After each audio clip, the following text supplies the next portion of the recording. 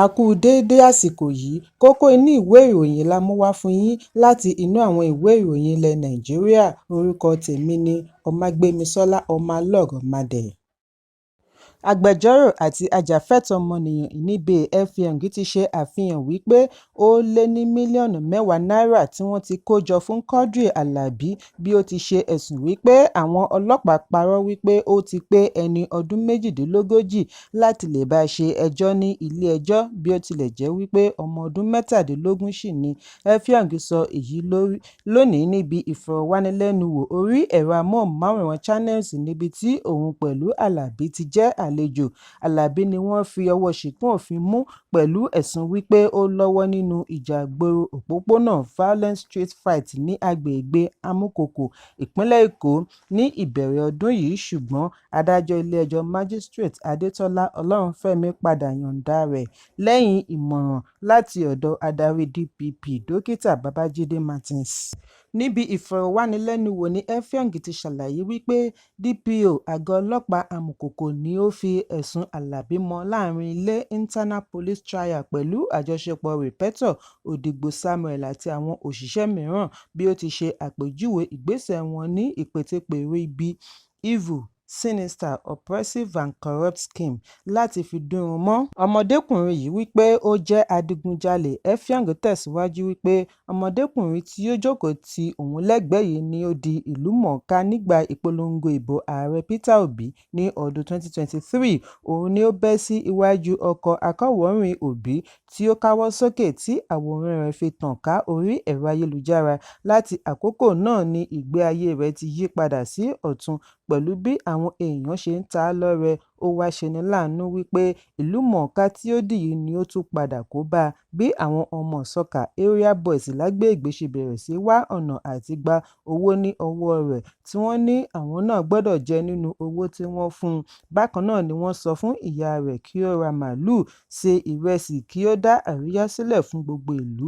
Ṣùgbọ́n nígbà tí ó kọ̀ láti ṣe èyí ni ìdúkokò bẹ̀rẹ̀ sí tẹ̀síwájú. Wọ́n mú Alabi, wọ́n lọ yọ̀ǹda rẹ̀ fún ọlọ́pàá.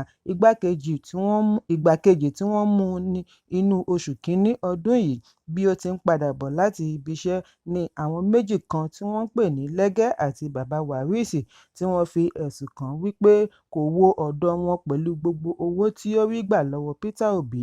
Wọ́n lọ yọ̀ǹda rẹ̀ sí àgọ́ ọlọ́pàá pẹ̀lú ẹ̀sùn wípé ó ń jà ládùúgbò. Sí ìyàlẹ́nu, wọ́n fi sí àhámọ́ fún ọ̀sẹ̀ kan kí wọ́n tó gbé e lọ ilé-ẹjọ́ ní ọjọ́ 27 oṣù kínní. DPO CSP Ismaila Ulaniro fi sí àhámọ́ ní ọ̀nà tí ó ṣe lòdì sófin ní àkókò yìí. Gbẹ̀yìngbẹ́yín ni wọ́n gbé e lọ ilé-ẹjọ́ Magistrate Àpápá pẹ̀lú àgbàlagbà ọkùnrin 4 tí Alabi kò mọ̀ rí. Ọlọ́pàá fi ẹ̀sùn kàn wọ́n wípé wọ́n lọ́wọ́ nínú ìdigunjalè tí ó wáyé ní ọjọ́ 22 oṣù kínní láago 10 alẹ́ láìsí ẹ̀rí tí wọ́n fi tọpinpin ẹ̀sùn dé ọ̀dọ̀ Alabi.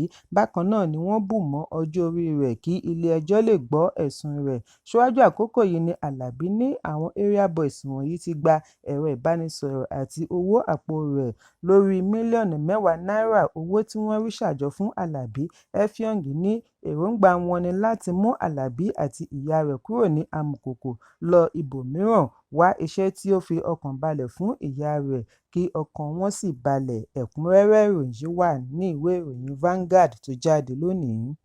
Lẹ́yìn ikú Pope Francis tí ó jáde láyé lónìí lẹ́ni ọdún 68, 88, àhesọ ti bẹ́ sílẹ̀ lórí ta ni yóò gba ipò adarí ìjọ Àgùdà tí í ṣe Pope 266 tí ó darí ìjọ láti ọdún 2013 kí ó tó di olóògbé lónìí.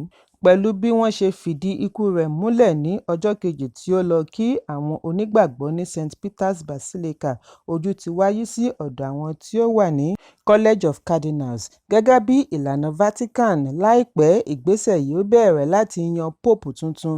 Lára àwọn tí ojú wà lára wọn wípé ó ṣeé ṣe kí wọ́n gba ipò pope láti rí Cardinal Pietro Parolin ẹni 70 ọdún 70 láti ilẹ̀ Ìtàló, Cardinal Peter Erdo ẹni ọdún 72 72 láti ilẹ̀ Hungary, Cardinal Luis Antonio Tagle ẹni ọdún 67 67 láti Philippines, Cardinal Matteo Zuppi ẹni ọdún 69 69 láti ilẹ̀ Ìtàló àti Cardinal Raymond Leo Bocche ẹni ọdún 76 76 láti ilẹ̀ United States. Ẹ̀kúnrẹ́rẹ́ ìròyìn yìí wà nínú ìwé ìròyìn Vanguard tó jáde lónìí.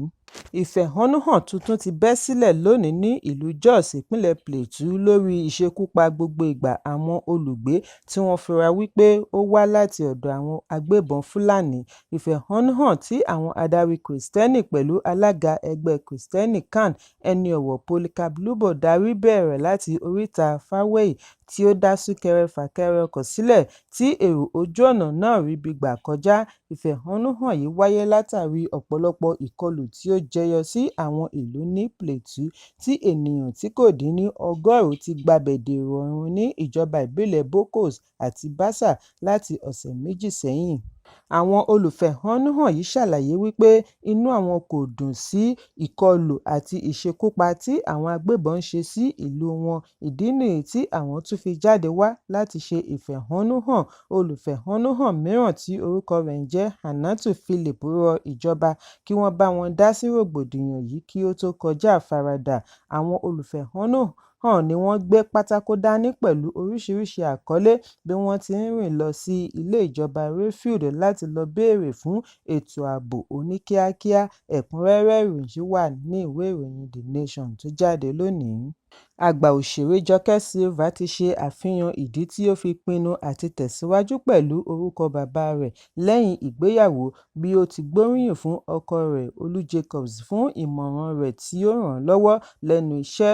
Níbi ìfọ̀rọ̀wánilẹ́nuwò pẹ̀lú atọ́kùn Stephen Akitayo ni Silva ti ṣe àfihàn wípé ọkọ rẹ̀ Jacobs ni ó gbà á nímọ̀ràn kí ó má yí orúkọ padà nítorí àǹfààní iṣẹ́, nítorí ó ṣẹ̀ṣẹ̀ bẹ̀rẹ̀ sí fẹsẹ̀ múlẹ̀ nínú iṣẹ́ ní ìgbà náà.